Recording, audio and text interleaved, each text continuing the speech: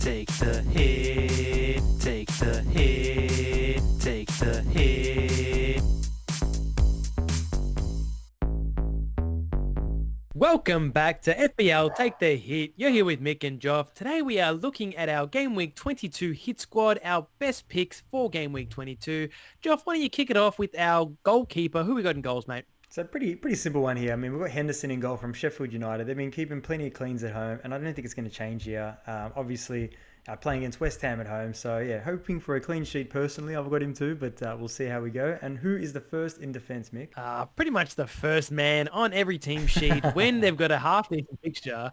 We're joining him in the Sheffield United defensive line. Johnny Lundstrom, number one in my team. He's obviously going to get the start. And, obviously Sheffield United team, obviously he goes forward as well. Joff, why don't you take us into our next defender? Yeah, so Mr. Doherty from Wolves here. I mean, Newcastle at home is a great fixture, and I feel like that marauding right winger in Mr. Doherty, who just finds himself in the box so often, is a great option this week. 3 goals, 3 assists this season. I can feel one of those boxes being added to. And who is next, Mick? I've just gone for another tried and tested. Soyuncu at Leicester. He's cheap. You know, he gets clean sheets. He gets bonus points with the clean sheets, and I mean, he's always up for corners too. And Madison loves whipping in those corners, so I can see Soyuncu getting maybe getting something from this game. You never know. He's pretty good in the air.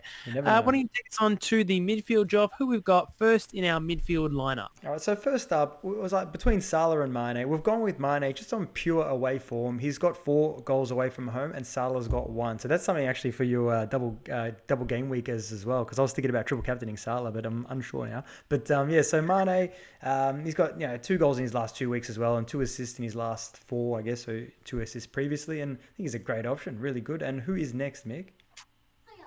Well, I'm going to keep it in Manchester City and go with KDB, Kevin De Bruyne. He's created 11 chances in the last 4 game weeks, and I mean, you can't really go past him, especially coming up against an Aston Villa defense without Tom Heaton in goals. They got the backup goalkeeper, who we'll talk about a little bit later, so it's going to be tough for Aston Villa to keep it very even close to being clean. Yeah, true. Who else in the midfield, mate? Yeah, so we've gone with Madison as well. We spoke about him in our preview. He's got 3 double-digit hauls for a Leicester team that's just in the top 2 or 3 of the league, and he's just in an amazing form himself on free kicks. I think that he's a really good option at 7.7 million. And who is last in the midfield? Lastly, we've got Adama Traore. Obviously, this Wolves team facing Newcastle, it's going to be an easy game for them. We can see Wolves definitely turning up and putting some goals in. And Traore's created 9 chances in the last 4. See you, mate.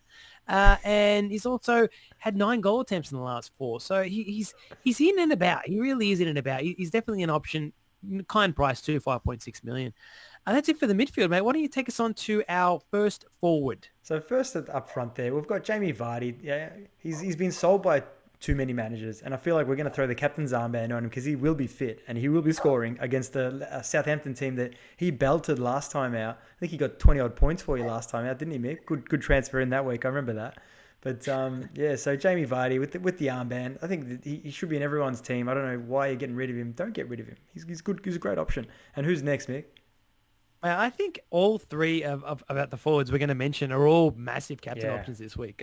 Next up for me, it's something I'm going to be hard not to take the armband off him because it's currently on him. It's Raul Jimenez, another Wolves player. I really like anyone playing against Newcastle at the moment because they've literally fallen off the wagon. The wagon doesn't exist anymore.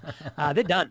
They're finished. But Raul Jimenez, he's had 14 goal attempts in the last 4 game weeks, top out of any forward. So, I mean, that stat alone is massive. And he's up there with shots inside the box too. He's top 4 shots inside the box in the last 4 game weeks out of any forward. So Raul Jimenez, he could squeak it for me, but another one that could squeak it is our last forward, Joff. Who are we looking at? Your boy Mick, Mr. Rashford for Manchester United against this Norwich team that's in their DNA to concede goals. So I think that, who knows? I mean, he's obviously got the penalty duties, he's on free kicks, he's on everything. If you don't own him, be scared. I don't own him. Well, we'll see what happens. Yeah, I've got Ings to counteract him anyway. But I think that Rashford is an unbelievable option this week. He could go absolutely huge.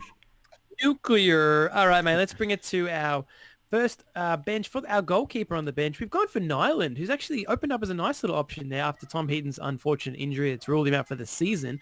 4.3 million, playing for an Aston Villa team who don't really keep clean sheets, but still 4.3 million for a goalkeeper who's going to start every week, save points and the rest of it. Good backup goalkeeper if you don't even have one. So there's some nice little gems that are popping up, but something to look at, even to think about for your second half wild card. When now that you can use it, don't use it just yet, but when you can use it, maybe use it for that. All right, mate, what do you think? Who do we have first on our bench this week? I mean, it's the same one every week. Yeah, it's the same one every week. Cantwell, I mean, I know that he's playing Manchester, but Manchester haven't been keeping too many clean sheets, and Cantwell's been just doing business all around bloody England, mate. The guy's just a businessman as well as Ings. But I just love this guy. He's just such amazing value, under 5 mil. Ridiculous, man. And who is next on our bench? Next up, we've got Kelly, Crystal Palace, playing Arsenal. It's a tough game, but Kelly's cheap, so that's why we've got him there.